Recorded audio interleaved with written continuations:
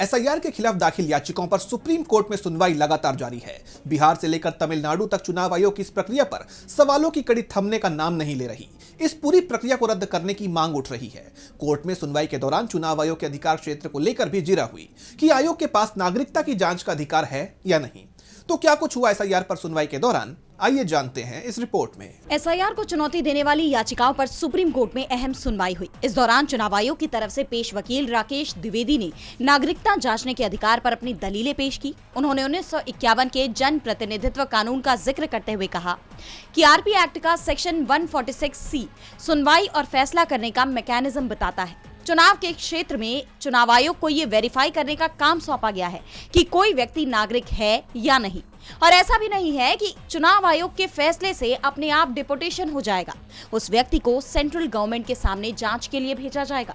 दरअसल चुनाव आयोग का कहना है कि एसआईआर प्रक्रिया को लाने का मकसद वोटर लिस्ट से घुसपैठियों को बाहर करना है। इस प्रक्रिया के लिए जिन दस्तावेजों की मांग की गई, आधार कार्ड को मान्य दस्तावेजों में नहीं रखा गया। उसके बाद सवाल उठ रहे थे कि क्या ये एनआरसी को बैकडोर से लागू करने की कोशिश हो रही है।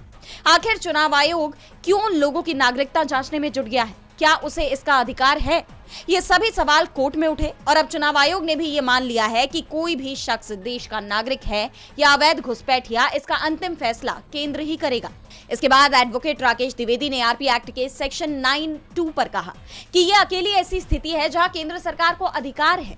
कई मामलों में नागरिकता अनिवार्य हो जाती है। ऐसे में नागरिकता के सवाल पर चुनाव आयोग खुद नहीं बल्कि ईआरओ खास मकसद के लिए पूछताछ वाली जांच करने में सक्षम है। उन्होंने कोर्ट में संविधान के दूसरे भाग में आर्टिकल 5 में बताए गए नागरिकता मिलने के आधार की भी चर्चा की और ऐसे तमाम परिस्थितियों पर कोर्ट के सवालों के जवाब दिए जिनमें नागरिकता को लेकर संशय बना हुआ था। कोर्ट में दूसरा सवाल ये उठा कि संसदीय कानून और अनुच्छेद 326 के बीच क्या संबंध है। इस पर अगली सुनवाई में चुनाव आयोग अपना पक्ष रखेगा। डीबी लाइव की रिपोर्ट।